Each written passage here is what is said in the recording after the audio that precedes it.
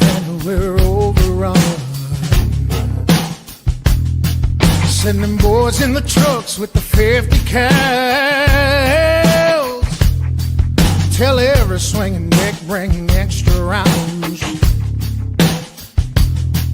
Hang in now, boys, we're on our way. Don't send them all to heaven before we get a taste. Whoa, cry havoc, let's slit the doors of room. What you gonna do? And happy Sunday to you folks. Welcome to another edition of the Double S Podcast. We're back. We're back live again, our second in a row. We got a streak going now. Y'all, I'm dragging booty right now. It has been a busy last few days here. All good stuff though. I'm not going to complain, man. I've been out fishing. I've been hanging with some awesome people. Counting my blessings every day, man. Good Lord above, He provides, man. He keeps us on a path that He knows we can handle. So I'm gonna keep taking my vitamins, drinking my water, and keep digging, man, because He knows I can do it. So I'm gonna keep doing it. I'm not sure what the lessons are that He keeps teaching me in these tournaments, y'all. I gotta tell you, I don't know what it is. And I'll openly admit this. I do my very best to rarely, if ever, when I pray and when I speak to the man above, I don't try to ask for things for myself. I usually try to, if I do go ask for things, I usually ask for things for my family and my friends. And it's usually around health and wisdom and peace and things of this nature, because I believe that's really the things that matter in this world. But I don't know, y'all. I might be going and asking, hey, would you mind if I had a limit, Lord? I mean, that might be all right. If you so see fit to let me catch a limit, that would be okay. I don't even care if they're little rats. Just something to give me even a false sense of hope. No, not for nothing. It's been a great time. CKB opened up, man. We had our first event here, and as usual, one of the guys commented this online here.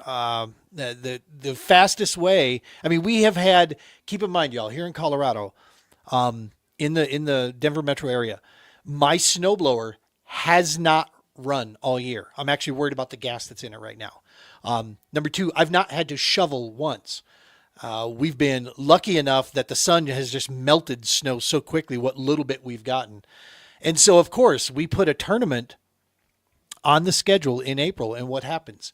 It snows the day before. Then it cleared up. Actually, tournament day checked out to be okay. It was a real chilly morning start. Buddy and I, you know him, Brick, our co-host here that jumps on. We opted to get a little bit later start. We were in no mood whatsoever to try to deal with the freezing temps. So we late started the thing and then got ourselves going, but still had a good time. Great to see all the faces at the CKB. Scott Brands, hats off to your brother. He smashed them. I mean, just smashed them. Put up like 84, almost 85 inches, I think, for the day. For those of you watching stuff that are out in the Midwest or in the South, in those areas, that's a big bag for us out here, y'all, in Colorado for bass. That's a heck of a work day to put in, especially at Chatfield Reservoir of all places. So yeah, that was a heck of an accomplishment. I know that's like barely top 10 for some leagues out there, but out here that's a heck of a deal. So 11 limits though out of 46 anglers, if that tells you how tough it was fishing. Barely a quarter of the field got their limits out there. There's quite a few folks with 4. There were several skunks in the field there, but it was tough. That frontal condition, that can always throw things and make things kind of goofy. But at any rate, that was awesome. Hey, before we go too much further here, folks, let me go ahead and let's pay the bills here. We haven't done that in a while, so let's make sure and do that. Every episode of the Double S Podcast, as you know it, is brought to you by the Romans Warrior Foundation. # helping is healing. Go check them out, Romans Warrior Foundation. Many divisions that they have out there. I'm a program manager for the Field Ops division. It's what gave my little nonprofit the start, man, was working with Brian and getting this stuff going. We facilitate the outdoor adventures that we do, from kayak fishing and camping, and attacking those three major pillars that we do out there, which is remove isolation, rebuild community, and restore mission and purpose. These are three major points that every one of our programs attacks those areas time and time again, and that's exactly what we're out here to do for our brothers and sisters. And the Romans Warrior Foundation makes that possible. Maybe one of the biggest areas and divisions that they have is the Global War on Terror's Wall of Remembrance. This mobile monument is the only mobile monument in the United States that travels from coast to coast, that covers the entire GWAT era. Okay, there's many beautiful memorials and fantastic memorials out there, but this is the only one that goes from 1983, the Marine barracks bombing in Beirut, Lebanon, all the way through the withdrawal. Okay, and even into current day and age. This is the only one, and it's important that we remember these times, folks. The GWAT era vet from my generation, I'm 53, and to be honest with you, GWAT, Global War on Terror, is basically our generation's Vietnam, right? And so it's important to make sure. And unfortunately, with the current events that are taking place, we're building a new batch right now. A vet's going to be coming through here, so we need to make sure we're prepared as a community to take care of them. After they have given us so much. And this mobile monument, folks, I'm telling you right now, if you want to take your town event and take it to the next level, reach out to the Romans Warrior Foundation, get the GWAT wall coming to you there. We're in the process of the GWAT wall needs a next rendition. She's getting kind of long in the tooth there, and to make sure that we're honoring the way we'd like to, there's a lot of work that needs to be done going into this next generation wall that we want to create that makes it a little bit easier for us to haul it around the country. Out there. So reach out, talk to Brian if you think you've got means that you can help with this. Of course, the tow vehicle situation is always an area that we could use help in there as well. So reach out to the Romans Warrior Foundation. Lots of ways you can help support.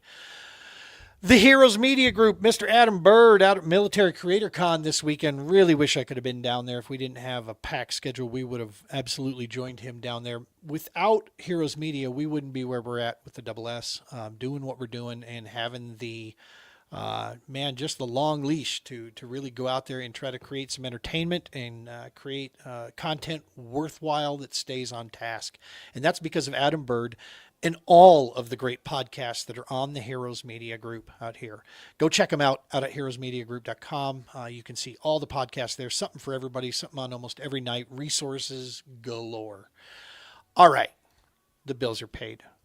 Folks, we're talking fishing tonight. We're going to get into some fishing. We're talking about another podcast, too, that you need to go check out, especially if you're anywhere in this this Great Plains region here that we're in, from Colorado, Kansas, Missouri, Iowa, Nebraska, Oklahoma, all around this area here.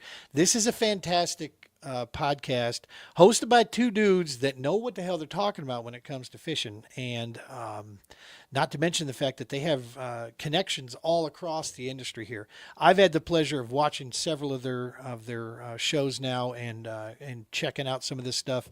And even an old stubborn dog like myself is picking up tips and understanding things better with the guests they have on there. Not to mention the fact that they've agreed they're going to help us with the Patriot Borderlands Kayak Series for our second event that's going to be in Milford Lake, Kansas, out there, which, by the way, I've gone by there, checked it out. I'm excited for this one. It's going to be awesome. So we're going to tie in with these guys, and let's go ahead, and they are sitting in the wings right now. So let's go ahead and bring in Tony and Tim Boyden here. Gentlemen, welcome to the Double S. How the heck are you? Doing well. Thank you. Awesome. Tim, are you, your Good. Shoulders are sore from all the fish catching I think I'm and having such? a little bit of internet issues. Can you hear me? I can hear you, but you look normal.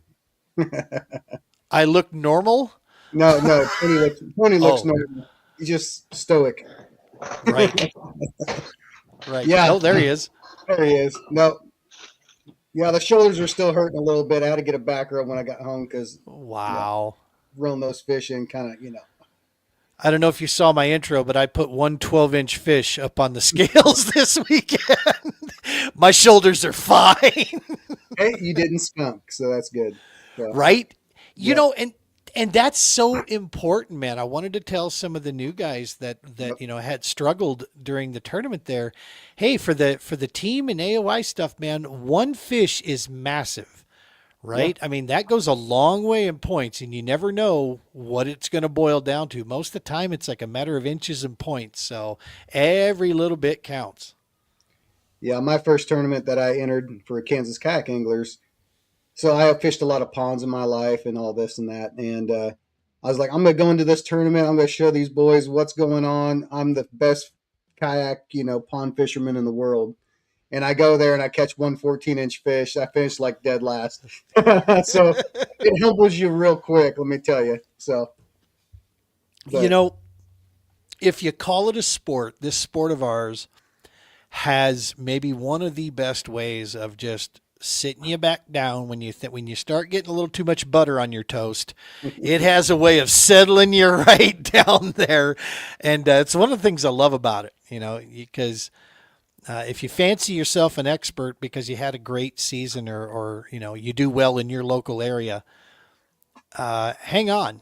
Give it a little bit of time. If you're in this business for too much longer, trust me, it'll square you away real fast. absolutely. I think Tony's working on his internet side over there, so he'll get it. Heck yeah. I can see you. You're back. A little fuzzy. It actually makes you look better because you're kind of ugly, so that fuzziness. Tony, I feel you. Yeah, I don't know dog. what's going on tonight. I have a face for radio just like you. It's all good. Yeah, that's why I got onto a podcast. Yeah. Exactly. So let's talk So about I probably the should- podcast. Yeah. Yeah, let's go ahead and get right into that piece there. What we've got, it's called On the Line, right? Yep. A fishing podcast. Cut and dry. I love when marketing meets common sense, man. I love that. Yeah, absolutely. And on YouTube, folks, get over to YouTube. Go check them out there and get a subscribe. Smash that subscribe button on here, and you're going to dig this. If you want to stay in tune with There's the logo there. with the fishing, hey, there you go. Heck Yep. yeah. Just on the line. Yep. See, I don't even double S. We don't even have a T-shirt, man. That's awesome. Yeah, it's a little local company, and I was like, "Hey, here's the logo. Can you make me a shirt?" And they printed it out for me. So works He just pretty made good. himself one. He forgot to get me Yeah, one. well, yeah. Oh, dang. You Tony- gotta cover up your brother sometimes. Right? Tony, talk to me about what made you decide you wanted to spin up a podcast, man. Because that's for those of you who don't know, it's a lot of damn work. It's a lot of work that goes into this to keep this up here. So what made you decide that? Yeah, so really I had this great idea one day to just do it. I don't know what he said because I was on it. No, we had somebody that used to do a podcast kind of in our local area, and he kind of got out of it, and Tim came to me, and I don't know what he said when I was faded out there with my internet, but Tim was like, "Hey, we really need to do this podcast again. I miss watching it. I miss watching what guys did at the local lakes, how they caught their stuff, talking to people, because it really does help build community having a podcast.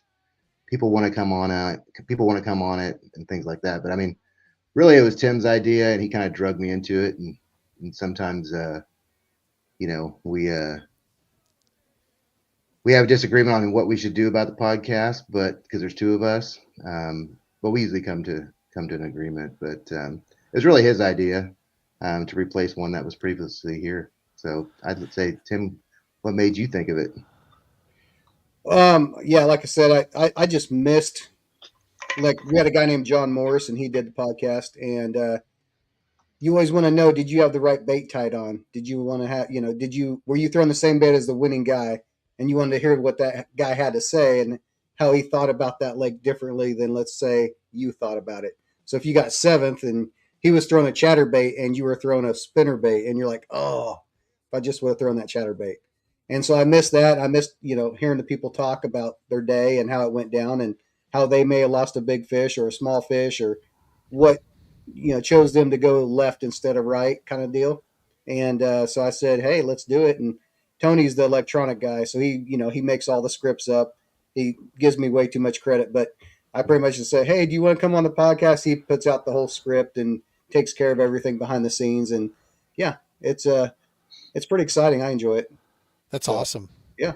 That's awesome. And we, for the first like 3-4 years, we were over here on the Double S. We were the TPO Doc Talk, and we did fishing primarily, and then we also talked about veteran issues, first responder issues, and because of our nonprofit work, we made the kind of switch to where we'd be veteran first responder first. That also talks fishing, as well. Mm-hmm. But that was something that I noticed out there. There was a lot of podcasts that were big, and the in crowd, if you will, whatever, this and that, the cool kids, and they're gone. They're just not there anymore. So I think it makes more room for the local guys. Now, do you guys only cover the Kansas Kayak Anglers Club, or do you cover more than that? Do you cover any regional stuff around you? Yeah, as time permits. We also kind of the director of the Todd, the director of Kansas Kayak Anglers, also does the Kansas Bass Nation. Like we had Stoney on. I seen he was on not too long ago on your show. We had him on when he won the Big Bass Nice. 250, and but he's a Kansas guy, right? Yep. We've had a few other people on outside of that, but we actually had Matt Collins on there from Colorado. Nice. And we had some people on from Eco Fishing Shop. So we kind of stay locally. We fish too much, so we don't get a chance to do a podcast every week. Right. Or we would probably branch out more, but opportunity presents itself, and we're always up for that. We just haven't branched out a whole past the Midwest. So awesome. Yeah, man, it's it's easy, and it's awesome that when you there's something to be said for doing less better, right? We don't need to always be, covering the whole, going so big. There's always this thought, no matter what you do, that, got to go bigger, bigger, bigger, bigger. But in all honesty, sometimes pulling back, right. And focusing in on some areas and just do it better. And stay true to the core of what you want to get after. So that's awesome. And you guys have enough, number one, you have some straight flat out hammers in the state of Kansas. You talked about one of them there, Stoney. Stoney and I have been buddies, and he is part of the TPO. He's part of my volunteer team that's out there. He helps us anytime that he's available. If we come into his neck of the woods, he makes donations every year. That we can hand away baits and fishing rods to people. I think we've given away like maybe 4 or 6 different rods that Stoney's donated to us. John Denton, who's right up there, real close to you guys as well. Mm-hmm. Brother John, he's done the same thing. He and his family, donate to the cause, and we have been able to do it quite a bit. But yeah, you guys have such a great area there. Where was I? Oh, I drove by, so I was at Milford, and then I drove over just to the north of the Kansas City area, and I stayed there, and I had some time, so I'm just checking out the map, and I'm like, good Lord, I'm like 3 hours away from just amazing fisheries within a 3-hour drive of here. Just, some of the, bucket list destinations across the Midwest US. Have you guys always been in Kansas City? In that area, Kansas area, or are you natives there, or did you move in there? Tim, we'll start with you. Yeah, we've lived here our whole life in Topeka area. Okay. I actually live north of Topeka, but I'm by a couple local lakes like Banner Creek. I'm pretty close to Lake Shawnee, Perry Lake. I'm pretty close to Milford. It's only about an hour and 20, so it's not horribly far away from me. Cedar Bluffs is another good one. If you've never fished Cedar Bluffs, it can be, a pretty good lake as well. But yeah, we've lived here our whole life, and we fished pretty much our whole life. So, we just a lot of people are like, Kansas sucks for fishing, but I'm like, you must be fishing the different lakes than me, because I think it's pretty good. We're not Texas. We don't catch, double-digit bass, but, we have 5-pound smallmouth and 7-pound largemouth, which is a pretty dang good lake. Dog. Yeah. Yeah. No, keep coming west if you want, rough bass fishing, right? Keep coming west. Are those Colorado lakes, are they pretty pressured? They're wickedly pressured. So there's only a few of them. Yeah. We are. They're all man-made reservoirs. Most of them are driven by, water rights that is just a complete mess out here. So, fluctuations, we're horribly overcrowded out here. And so, yeah, the pressure, and then you add in highland reservoir situations are just tough fishing for if you're hunting bass. Yeah. Little to no vegetation, crystal clear water, cold, right? I mean, that's what you got to go hunting these things. And you and I both know when you're dealing with smallies, man, those are smart. They're not like their bucktooth, cross-eyed green cousins, right? That you can throw a bottle cap at and convince them to bite, type thing. All the hooks on it. Yeah. Yeah. No, smallies are they're mean and they're smarter. They really, so you can easily ruin, especially in a kayak, you can ruin your chances by just simply drifting in, over them a little, getting too damn close to them. If they get a scent, or an idea that you're there, see ya, they're gone. So yeah, our water fish is small too. That might be the hardest part out here is that, 6.5 mile long lake, and there maybe are 3 legitimate locations that you can cash a check and win from, right? Oh, wow. And we all know it's fishing, right? It can happen anywhere, any day, anytime. But just look at the results, do the stats, look back, find out, and you start seeing it going, yeah, there's like 3 really high productive places on this big ass body of water that get it done. So that's the challenge out there that we deal with. But are most of the Kansas lakes out there, are most of them reservoirs, or are they, do you have some natural bodies of water that you deal with? There is only one natural body of water, I think, in Kansas. And that was actually natural, a lake anyway. I think all the rest are man-made reservoirs or state lakes or, yeah. Tony, are you guys considered a highland res also out there? Are your lakes highland reservoirs? No. No. So they're, yeah, I don't think we have any. I'm trying to think. No. No, the closest one would be that one that you went out to in western Kansas. That's probably close to a highland reservoir. What's that called? Yeah. But I can't think of the name of it now. But no, I would say no. I'm trying to think of any. No. So because most you have pretty decent vegetation in most of your bodies of water out there, right? Yep. Except one that they sprayed. Oh, that's a bummer. Don't even get me started on that. But right, one of the best lakes in Kansas. Yeah, they ruined it. But yeah, most of them. That's the only one I was thinking about. Wilson. I was like, nah, it's not really a highland reservoir. So that's what I was going to wonder is if Wilson. I've only been to Wilson one time. Had an awesome time. Actually, that's where I met Marty Hughes for the first time. Was at Wilson during an All-American. Back when that series was rolling there. Mr. Brickland tuning in. He was going to co-host with me tonight, but he's got family he's taking care of. So, Brother Brick, we love you, dog, and you take care of the family there. Jason, hey, big congratulations to Mr. Jason Ginger, also part of the TPO team. Top 10 in like his second or third tournament ever, the Grassroots Legends Series down in Moyac. He came in 10th place there. Nice job, brother. Impressive. Great job. Brother Jay joining us here. Appreciate you, dog. He quarterbacked and put together a field op that we went out and did today out at Aurora Res.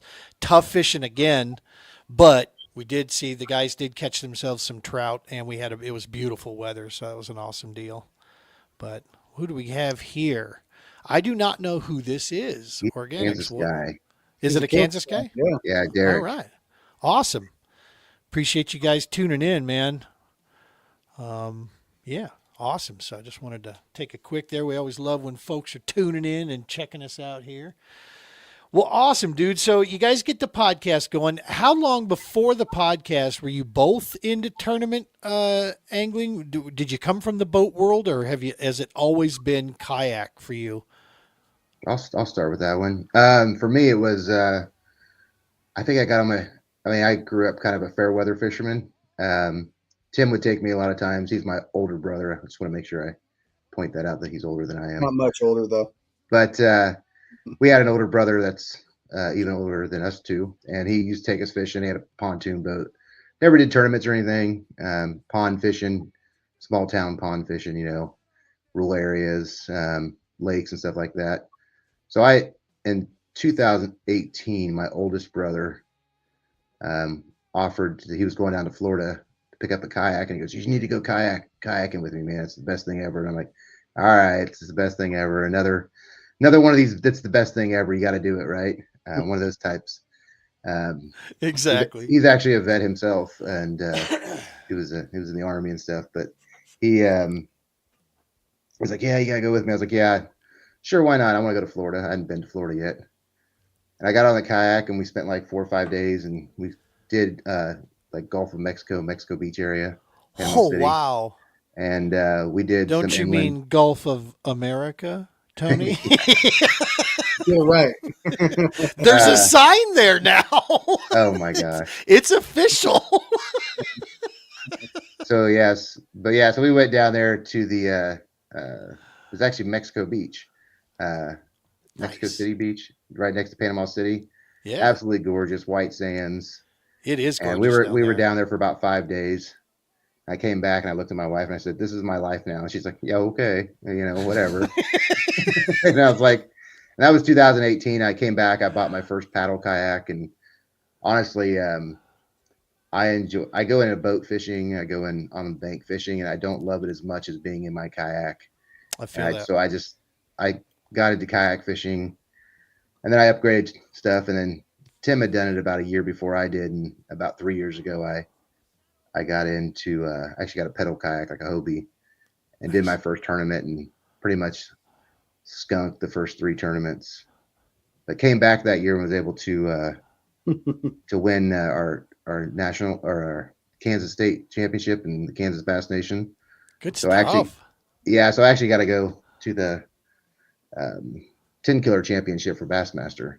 Very cool. And now you said earlier, it's not going to change your life, but it kind of did, because now I'm hooked, and I can't stop. Tim and I are both on the Kansas Kayak Anglers admin team now, and fish all these different tournaments and stuff. And I've done a couple of Bassmasters, and I just absolutely love it. I don't really care if I win. I mean, it's great when I win, but I just love being in my kayak fishing. It's peaceful, and it's good for your mental health and physical health, and winning's always nice, but it's not my thing. So I've done it this will be my 4th year tournament fishing. Very cool. And about my 7th or 8th year kayak fishing.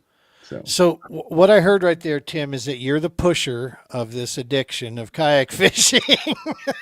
Retire now. Right? Yeah. Right? Yeah, man, it gets you there. I came from the boat world. I'm in the kayak game now, and 99% of the time I don't ever look back. I'm so thankful to be out on the water in a kayak. Every once in a while, it's like, man, it sure would be nice on this big body of water to be able to go see a lot more of it today. Unfortunately, that's the only difference. I can still see all of it that I want to. It's just going to take more than a day, outing. I can't motor up and drop 65 mile an hour to, up the lake to go see, certain things. But Tim, was it from pond straight to kayak with you as well? Or did you, for as far as tournaments are concerned? Yeah. So our older brother had a 24-foot pontoon boat. And so we'd go out the lakes and fish off of it. And I started fishing when I was about 12. And instantly, pretty much, it was the best thing ever. I'd never hunted. I just fished. That's it. Been fishing for, 38 years. So, and then about the last 10 years, I took it pretty serious. In the last 5 years, I've been kayak fishing. And same thing, older brother went out on a kayak, and I was like, oh my God, this is fantastic. So I bought me a little $200 one sit-in. I took to all the little ponds. And then I went up to, I think, Dick's Sporting Good 12-footer, and then I went into a Hobie Outback, and then I went to a Hobie PA14, and then I have a combination of a Hobie 14 and a Lynx. But I mean, I'm on that kayak, like I'm glued to it. So with Marty's event this year, I'm trying to get that 2026 fish, and I am fishing my heart out. So that is so awesome, man. Yeah, I am always so jealous of you guys that live within, that striking distance of, water and such. We have it here, but it's an event when you want to get out, and especially I don't have a kayak that you can pedal. So, with New Canoe, the way I'm rigged out, it's for motor, right? And so my battleship that I have also, I've added a lot of weight to it, so I need to, I can still do the truck bed, but it's not as easy as toss it in and just go. I'll be honest with you, I'm considering switching over to this U10 as my tournament rig. It's a 10-foot 10. It's the little brother to the Unlimited, 41-inch wide, super stable rig, and it's like, man, that extra 20 pounds shaved off, boy, that could save the old man's back and shoulders a little bit. I could sling that thing around a little easier and get in some of these little bodies of water. But so the podcast kicks up. Talk to me a little bit about, so that I can better understand, like, let me set the stage. So in Colorado, we have two major clubs. The oldest and the biggest one is the Colorado Kayak Fishing Club. Okay. That is, they also do tournaments. They're all about community. They're all about, they raise money every year and they donate it to a deserving nonprofit that their board, works on. And they do substantial, donations. They're big time community driven, is their thing. And they have a multi-species, and then they have a bass, side. Then we also have the Colorado Kayak Bassmasters, which is its own separate club, definitely more for those folks that are trying to work their way to the Bassmaster, natty that they want to get a piece of.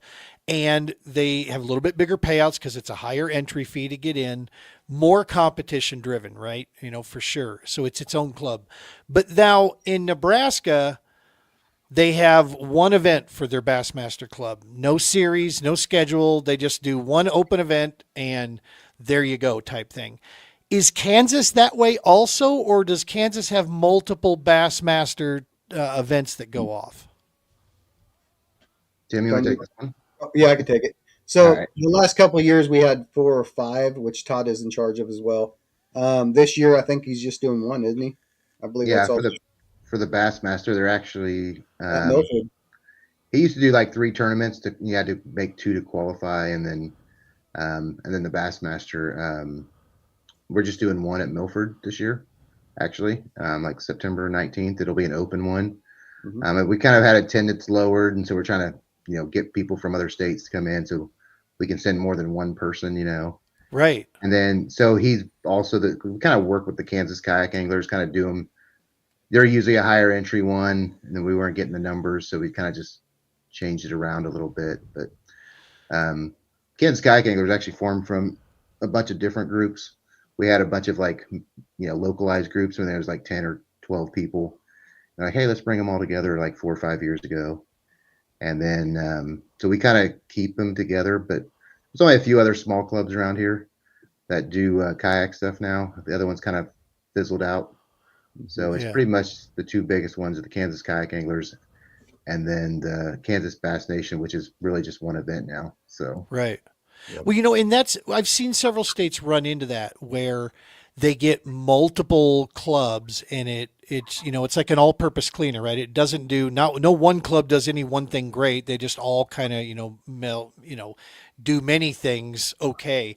So when you join forces like that, it's a better offering for the anglers, and it's a better deal getting everybody together. Sounds like that's what you guys did there. And I know Iowa, I think, also did the same thing up there, is they joined a lot of their clubs together. But yeah, the Bassmaster thing, is it just attendance? Do you think? I should obviously be asking Todd a lot of this stuff, but is it, do you think it's mainly attendance that the reason to go down to just one event for bass? yeah, I think last year he's tried it a few different ways, and we talk a lot about it because Tim and I are on the admin team as well for the Kansas Kayak Anglers, so about what he's doing, and like last year we had 3 events separate from the actual championship, and I think there was maybe no more than 10 at each event. Oh, and that's a lot for take a whole Saturday and get trophies and put the word out and all that kind of stuff. Yeah, dude. So he decided that he would open up the championship last year. That was the first year that he actually did it, because he was trying to get more people. And we had a couple people from Colorado, and I think maybe a couple from Missouri, and a couple from Kansas, and then of course, like, the entry fee is more, so I think that's gonna drive some people away. Yep. And then if you do win, then the cost to go to the Bassmaster Championship and the cost for entry, and if you don't have sponsors and all that stuff. Thank you. Thank Yeah. you. So I've been doing this a lot of years. All right. Chase things around back in my boat days, chased them around with bass, said, screw that. Went to the FLW back when it was still FLW, started running those series. I'm not quite sure what, and make no mistake. Let me say this first. Steve Owens, I love him. Okay. He is a awesome human being. And he's a phenomenal tournament director. He truly is. And he seems to be an extremely wise businessman. But I will also openly say, I can also say that I don't understand the train of thought with this. Kayak angling, one of the major things about kayak angling has been that got a lot of people into it is cost of entry. It was much lower. It was easier for people to come compete and hang out with people. But now you got this industry, and don't even get me started on the products and the kayaks, for the love of Pete. Every time you turn around, they're not going simplistic or more intuitive. What they're doing is bigger, more expensive, and hey, you're talking to a guy that had a $3,000, trolling motor on his boat, on my kayak, okay, last season. I don't anymore. I sold it, got rid of it because it's ridiculous. But I can say I tried it. And yeah, 6.5 mile an hour out of a kayak from a bow mount trolling motor, pretty cool. But ultimately, it's what flipped me on Elwood Reservoir in Nebraska there. No. But at any rate, so you work your butt off to qualify. It's not easy to qualify for the Natty if you're coming through the clubs. Mm-hmm. And your prize is $450 or whatever for an entry fee. What in this? Am I the only one that goes, wow, I don't think I want to win that? I mean, I definitely like to win it. Don't get me wrong, but right. But to be put in that position to drive, 25 hours away for us out here, everything is a drive for us. And then have to pay that an entry fee is only one small piece of it, but still that's, there's something about that just doesn't strike me right, man. It's like, I don't know. I hope it works. I hope I'm just an old fuddy dud that's over here like, turn your music down, I hope that's what it is, but I don't know. Yeah. I think there's a lot of people that can't afford that entry fee. Can't afford to go. I mean, just a normal tournament, a bass tournament, you're looking to spend $1,000, and that's if it's close. Amen. Yeah. People don't realize that. Yeah. If you got the money, that's fine. But if a lot of people are struggling with inflation and all that, and I mean it's hard to whip $1,000 out and go to 7 of them this year, or that's $7,000 worth of if you do all of them. Yeah, explain that one to the little lady. Yeah, let's see how far that conversation goes. Including vacation time from work, and yeah. I thought about doing one. I thought about doing the Fox River one because I love smallmouth. And they say the smallmouth, a 20-inch smallmouth up there is normal, and so I'm thinking about doing that one. I got my little Hobie Lynx I could just drag around with me, and I'm a smallmouth. Anything smallmouth, I'm on it. So any new bait, any new tackle, like I am laser focused on them. So. Yeah. Dude, I've fished that out of my boat. Really? Yes, that area up there several times. We used to go there for the BFLs back in the FLW days. Wolf River chain of lakes is what they called it. So you got Winneconne, which sits up top, and it's basically like 12 foot all the way across, like a mile across. It's super shallow. That ties down into, or ties right next into Boyden. There's an invisible line that separates those two lakes. And so you got Winneconne and you got Boyden. Drop down and it's Butte de Morts. If you go through this little channel area there, the channel's super cool because I've stayed at a hotel that was right on that channel and you can launch from your hotel. That was super cool. Yeah. And then from there, the Fox River runs out of Butte de Morts. It also runs down and ties into Winnebago, which is the monster. And I've seen some guys bring some bags of smallies back from there that are like, but that's like Great Lakes type fishing down there. Yeah. I don't know if you really want to probably take that on in a kayak or not, because some of those guys would have to get way out there, with their Yeah. boat and really scope them up. But then if you run to the north, it's the Wolf River chain that runs all the way up north there, and I have run that thing so many times. It is a beautiful area. Those folks breathe fishing up there, man. It's the communities are fantastic, great food, and yeah, the fishing is super cool. So, Gene, would you take your PA-14 or would you take your Hobie Lynx up there if you had a choice? So I don't have Hobie. I'm actually part of Team New Canoes national team. So Yeah, I would take neither of those. You'd throw them in the garbage, wouldn't you? No, I'd sell them. I'd sell them because they're worth like 3 of mine. So No, you're good. You're good. no, I would if I were going up there. Personally, I'd take something maybe the bigger one. Really? Okay. Just because those rivers are not small rivers. Okay. And those lakes, I don't know if in the kayak game are the lakes in play. I don't know yet. I don't think they have a border for that yet. I haven't Gotcha. seen one. So when Hobie went up there, Hobie took the lakes out of play. But now I knew why they did that. Yes. Because at the time they were still not allowing motors, and they had they still have probably the best pedal drive system on the planet, and so their series was kind of showcasing what these PAs could do in the river current, right? The current isn't huge. There are some choke points where it picks up a little bit, but most of the time it's pretty easy going current that you're going to deal with.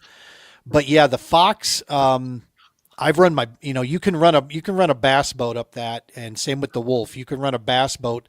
They have no wake zones that you have to slow down, but I've run 65, 70 mile an hour up that thing. Yeah. It's big enough for that. So yeah, I would say, but I guess maybe it all depends on, just how mobile you want to be. Because if you do want to pick up and, relaunch, then maybe the smaller, which that might not be a bad idea. I don't know. Yeah. I would love to go up there and crack that problem, and figure it out myself. That'd be a great run up there. But so yeah, awesome. Good stuff. So on the line, you guys are normally on Thursday nights. Is that right? That's typically when we try to be on. Sometimes Nice. it changes based on people's schedule, but most of the time it's Thursday night at 7. Thursday night, Central 7. Time, Central Standard Time. Yep. So 7 Central Time, so 6 our time out here. Yep. Awesome. And you go live on YouTube. That's on there. Do you also shoot it over to Facebook as well from any of the pages or anything? No, we've thought about it. We've talked about doing it, setting up like a Facebook page or just streaming it live to our Kansas Kayak Anglers page, because that's kind of our biggest audience. Yep. And we're also trying to promote that in the community there we have with Kansas Kayak Anglers. So Yeah. we thought about it, just haven't yet. So And Gene, that's not every Thursday. It's just mainly Yeah. like after tournaments, and sometimes we have special ones in between tournaments. Oh, So sweet. once every 3 weeks, roughly, is about when we Yeah. go on. So, good call. Yeah. Nice. Yep. I'll be honest with you. I've been thinking that myself during the season here when the field ops and the tournaments are going. I've actually been considering going back to like maybe just twice a month, Yeah. doing. So I get that. I feel that as well. It's a lot of dang work It that really goes is. into these things. I hope everybody appreciates you, Gene, for all the hard work you put into this. Oh, I don't worry about that. I'll be honest. I hit that age where I don't give 3 squirts of monkey shit. I know my close circle of people. I know I am loved by them, and therefore I am strong in that. And we stay true to our mission on this where we go. But as you guys know, I mean, you run across some folks that maybe should have been a little bit more, like, hey, thanks, but that aren't. Right. And we just don't run in those circles anymore. That's usually my response to it is like, hey, cool. Fool me once. well, the older you get to, the less you're just like, eh. So, Dog. You got it, Tim. I mean, that BS meter taps quick these days. It really does. It really does. I'll tell you that the biggest thing that I've seen that maybe Mike gets underneath my skin more than anything is the selfish side of things. I don't have a lot of tolerance for that in my life. And I don't expect what I do out of anybody else. That's not the thing. But when I see people that are all the, me focused, I don't mesh well with those folks. Now I promote. I get out there and I jump on a soapbox, or I'll do this or that, and it's for this mission. It's for this purpose here. It's not to get ribbons or accolades or attaboys. That's never been the purpose of what we're trying to do here. If anything, I'm trying to atone, y'all, for a life of being a bonehead. So maybe that's what it is. I don't know, but yeah, no, this is the podcasting thing is always fun because you get a chance to just sit around, chop it up with cool dudes like yourselves. So talk to me real quick here. This is ridiculous stuff. You put up some 90 some odd ass inches, both of you today, and you're just hanging out. It's a Sunday. I'm out at my church of fishing and doing what you're doing.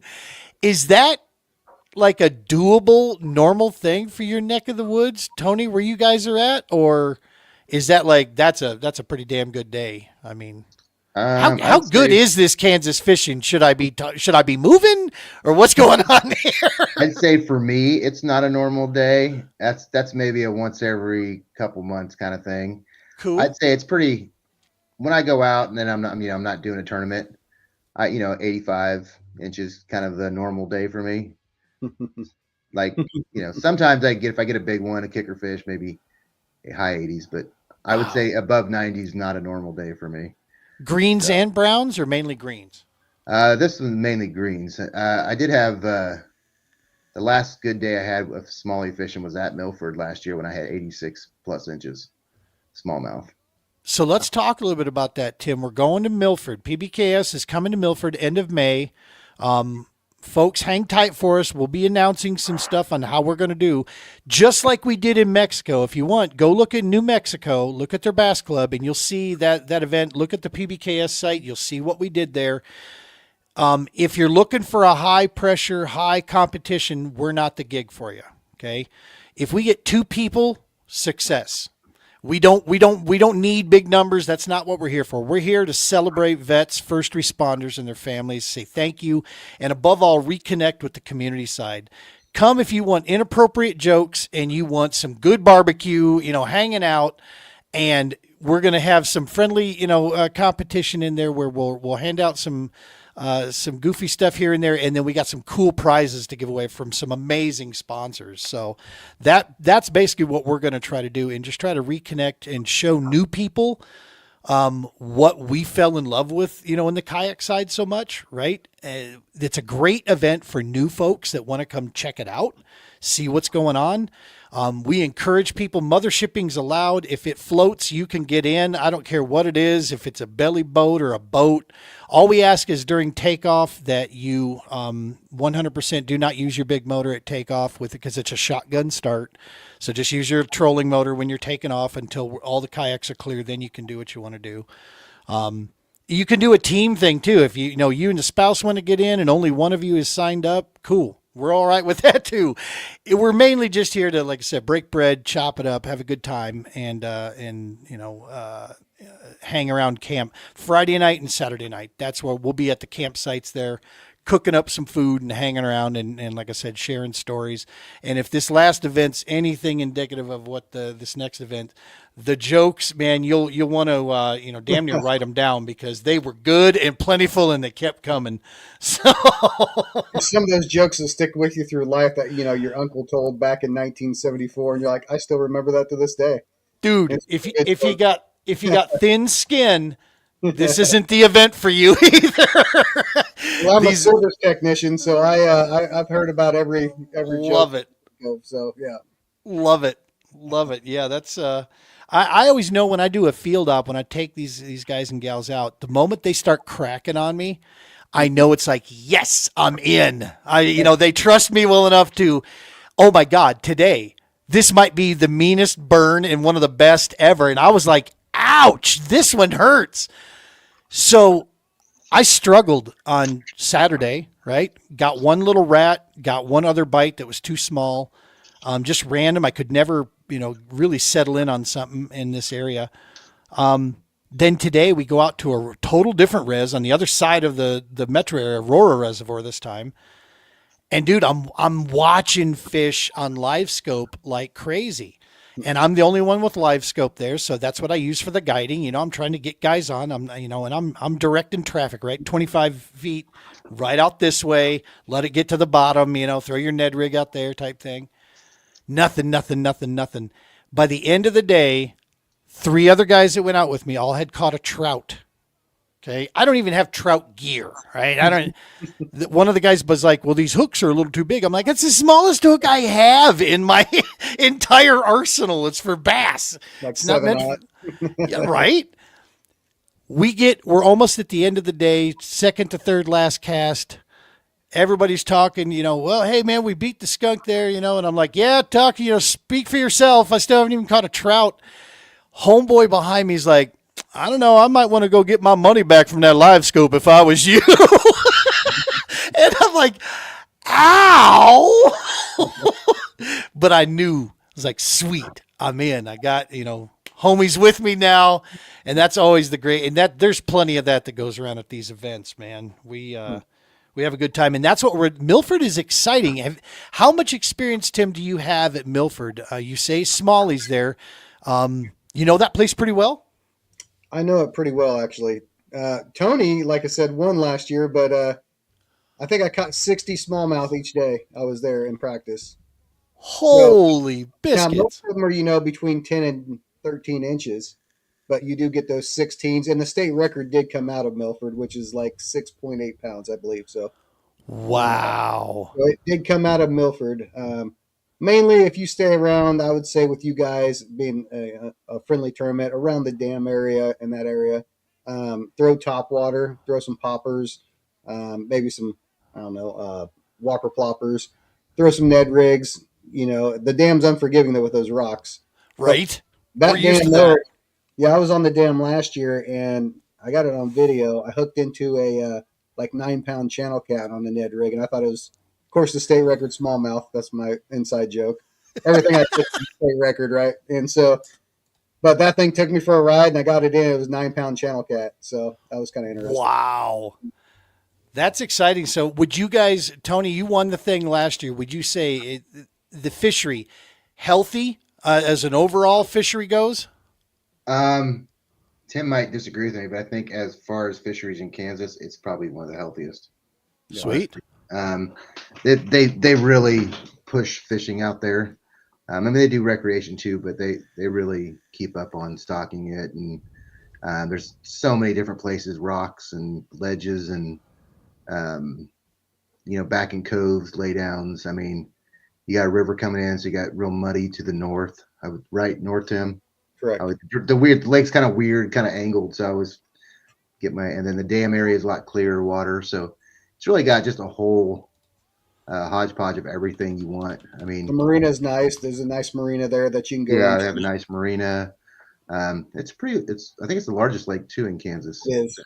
Yeah, so it's just got everything, right? So if you wanted to chase largemouth, you can go back in the coves and chase largemouth. I know a couple people caught some 4 and 5 pound largemouth in the tournament last year. I think my biggest was 18.5 smallmouth. Wow. I had like 18.5, 17.5, 17.5, 17, and 17. And I missed some bigger ones. So, wow. Yeah. Well, that's good. Remind me after we close out here tonight. Remind me. I'll tell you where I was initially, because I had a chance to go there and kind of drive around it. I literally drove around the entire lake on that day to kind of check things out. Went all the way up to the north. Went up to Wakefield. Looked at that. And that wind coming out of the south, man, that changed my idea in a hurry about going up there, just because there's no place to hide up there. And that area was the day I was there was very windy. And I'm like, Lord, I am not putting new folks in kayaks on that, because it looked fishy. I like that. But I've got another, but yeah, remind me afterwards and I'll check with you guys and see if I'm setting us up for something okay for these folks, or if there's a better idea of where to launch and such. But yeah, I did notice that it seems like there's like different zones around this lake, right? You've got a lot of different types of fishing you can do in it. And I love bodies of water that offer that sort of thing. So I'm personally excited to get up there, but hoping it'll be a great place to kind of just gather some folks. Yeah.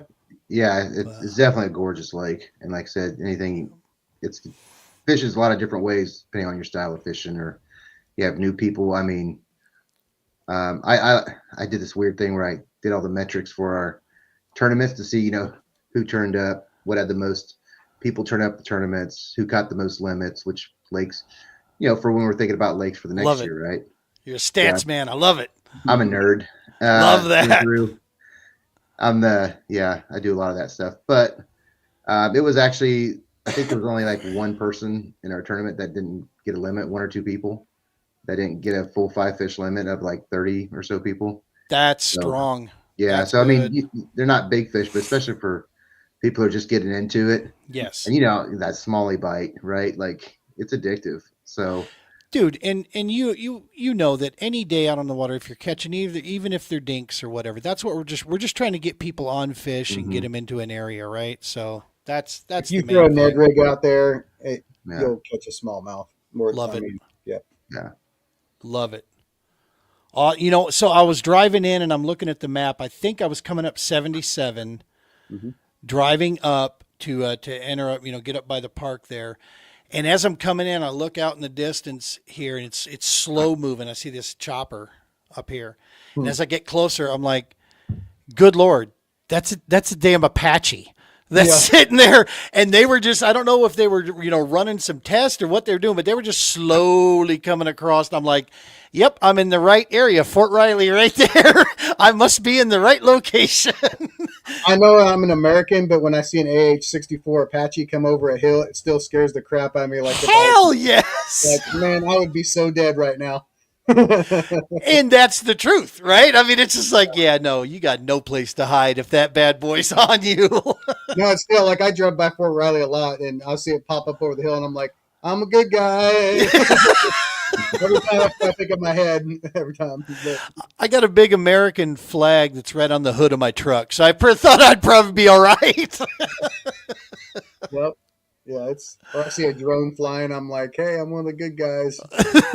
Exactly. Now, Gene, you were saying that. So do you guys all launch from like the same boat ramp? Yeah. Do it? Yeah. That's like, so what we did our first event, and what we try to do, so we want to do a shotgun start, right? It's the whole remove and isolation. We want to bring everybody together, and we're going to start in the same location. We actually do something, I'm bringing it from the boat world over. We do an invocation first thing in the morning, and then we play the national anthem before we launch, and then basically send everybody off, and then, come back at a certain time, come back anywhere they want to. But yeah, so just something we try to do, first thing in the morning, get things going. As soon as we got safe light, that's when we get the invocation and get everybody launched, because we try to go over last minute safety, that sort of thing in the event of wind and or weather, just to make sure that everybody understands that, hey, nothing is worth your safety. Make sure you're back here, and if you have any questions, hit us up.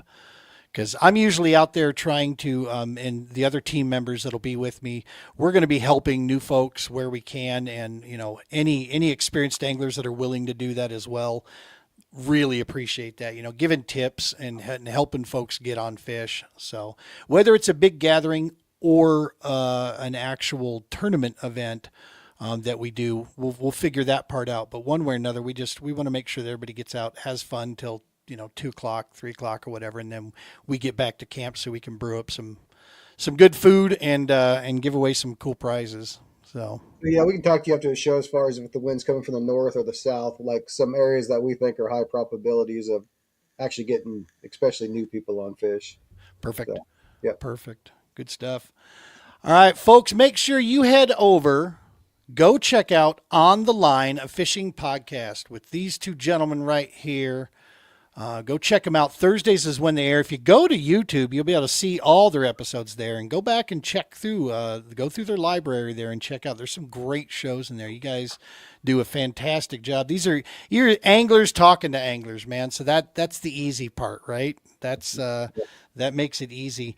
What's the average length of? Do you guys do long form stuff like we do here as well? Because I mean, once anglers start talking fishing stories, it's hard to stop them. Oh, yeah. I have to be the time monitor. Let's just put it that way. Right? I mean, I'm I like, get 3 hours if I had it control. So yeah. yeah, Right? We're like, hey, we're gonna do a 30-minute podcast tonight. 3 hours later. Yeah. I always tell the wife, she's like, when do you think you'll be done tonight? I'm like, probably 8. She's like, okay, 9 o'clock. Got it. We always tell everybody that if we get too deep into it and you really need to leave, we understand, and we give you to say, put your hand up, say bye, and leave. Just leave, because we're not. None of us Kids are graduating college. I'll see you later. Yeah. I usually go downstairs. Man, those guys were talkative, honey. I'm sorry. She's like, yeah, right. Yeah. It's easy, man, when you start sharing the stories with fishing, because that's half the maybe even more than half of what drives us. Just the instances, the things that we've seen and encountered out there. It's interesting. It's fun. It's scary. It's adrenaline. I mean, it's everything all together, right? Especially in the bass side. Absolutely. I actually had a interesting thing happen tonight. I was out fishing a small body of water, a little lake, a little city lake, and I get my kayak around the corner. It's full of grass. Like I'm pedaling through the grass with my Hobie, and this guy's backing his boat down. And it's kind of a treacherous ramp, and I'm just getting around the corner. I hear him start screaming to the top of his lungs, and I'm like, "Oh my gosh!" And I look back and I don't see him in his boat, and he's just screaming. So I turn around. I pedal back to the boat as fast as I can. I thought it was an older guy that was drowning, and it's him and I are the only ones on the whole lake. And I get back over there, and he's on his floor of his boat, and he's like, "I dislocated my knee. My knee popped out." And I'm like, "Oh shit!" Paddle up the shore, get his phone. His truck was still running. The boat was still on the ramp. Get his phone for him. He's like, "I don't want to go to the hospital." He goes, "You know, put my knee back in for me." I was like, "Well, I can watch a YouTube video, but I can't be liable to." He goes, "Well, look at the YouTube video and pop it back in for me." So as we're talking about it, his knee just goes pop and pop back in by itself. And so he's like, "I'm good now. I'm good." I was like, "You just wanted to get to that spot over there, didn't you? You just messing with me." He goes, "No, seriously, I'm hurt." So he goes, "Well, I'm going to go try to fish for some big crappie in there." And I was like, "All right." So I pedaled back. I look back, and he's loading his boat up, and he just took off because his knee hurt so bad. I'm like, "Oh, I bet." But that screaming, I thought somebody was dying. I mean, it was bad. So dude, that's scary. Yep. Very, very interesting experience tonight. So, yeah. We were at Elwood Reservoir last year for their state championship. I believe it was their state championship. We were at Elwood, and one of the first mornings, it might have been the CKB event that we held there as well. Yeah, we get there first thing in the morning for tournament day, and there's a young man who fell on the dam. He was shore fishing, and he fell down the rocks and tore up his leg really bad. And these walleye guys that were out in the middle of the night saw it, and saw him there, and they put him in the boat, and they got him back to the ramp, called an ambulance. So as everybody's like loading up to go tournament fishing, an ambulance pulls up right in the, in the dark out there at Elwood Reservoir. Yep. So everybody's like, "Oh my God, what happened?" It's like, no, it's one jackwagon over here busted himself up on the dam. And he was a young kid too. It was like, poor kid. But yeah, he couldn't put any weight on it. That's scary stuff out there. It's a reminder, right? Anything could happen at any time. So definitely make sure you're out there with somebody. Well, listen, gentlemen, I appreciate you guys in a major way. I'm looking forward to learning more about the Kansas Kayak Anglers.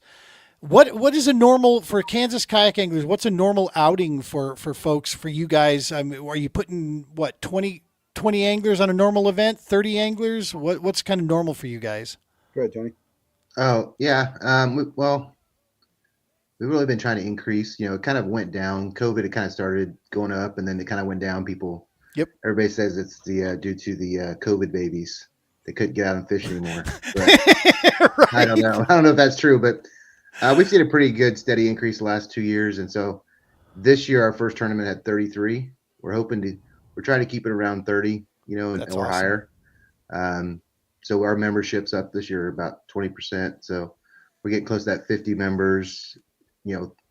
Trying to keep it between 35. If we get to 35 people, then we pay out like 5 spots, and it's Hell yeah. we've kind of spread out the money, so it's not like the top 2 guys get all the money. So Yeah. because it really is about getting more people out and having fun.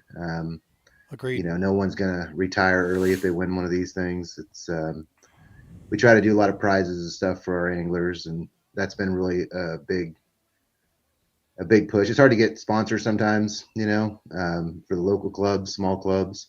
We've got a couple really good ones that are local and help us out, but everybody shows up. We all talk. We all tell each other what we caught fish on. So that's our average. I would say last year was 25. So people That's per awesome. tournament. Yeah. That's a great field when you're pushing those kind of numbers like that. That's we actually have one lake here in the state where we limit it to like one of these years. The past couple of years ago, we limited the entries to 25 because it's kind of small, and we didn't want to have much more than that. Mm-hmm. So the first 25 people that signed up got in, type thing. So that's a good number to have. Most of the lakes that you guys fish, eastern Kansas, do you stretch out to the west ever?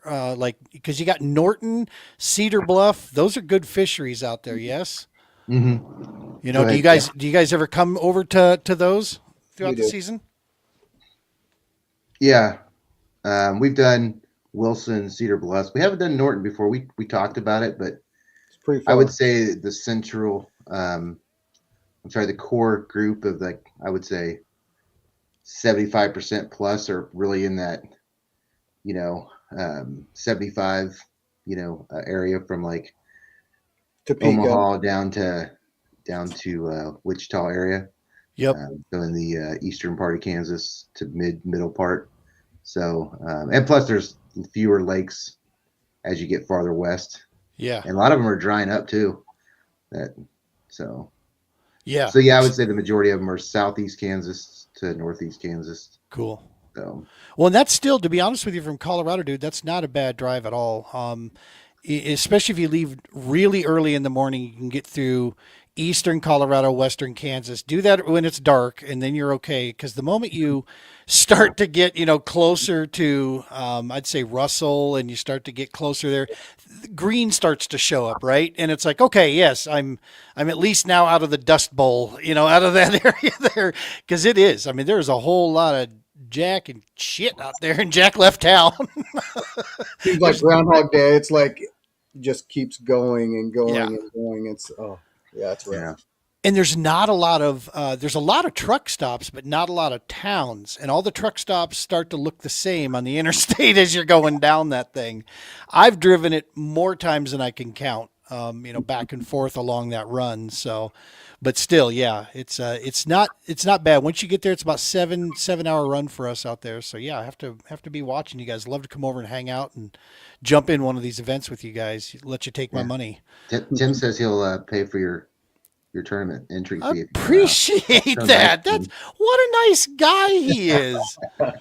And you know what? After the show, I'll tell you right where Tony won the tournament at. This podcasting gig isn't such a bad deal after all. I'll send you the coordinates personally. Yeah. Awesome. Good stuff.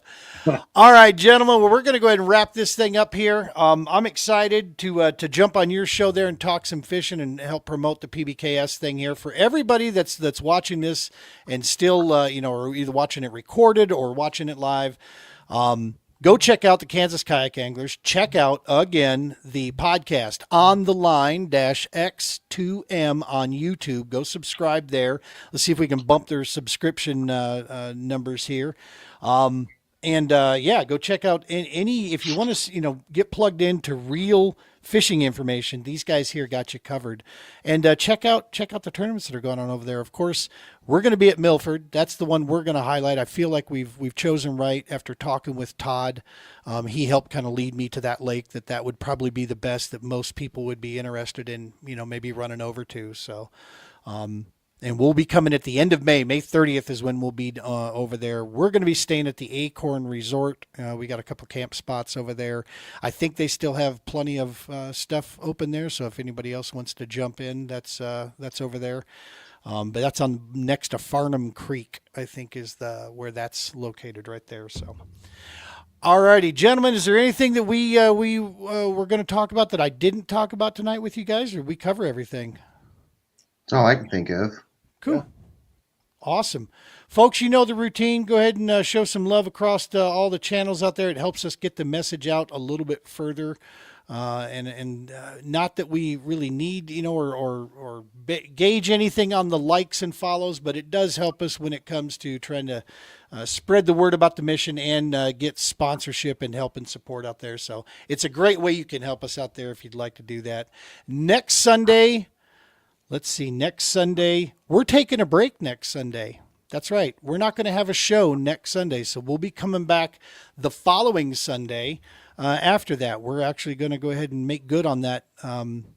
It's been 6 years, man. I've been going every Sunday night, but this year is the first time that we're going to start taking some breaks in there. And I think next Sunday we're going to, because I'll be leaving for a super exciting vacation with my wife. This is one I'm actually looking forward to. So, folks, make sure to smash that subscribe. All the good stuff out there, like we tell you always in the past. Tight lines, be safe, be good to each other, and God bless.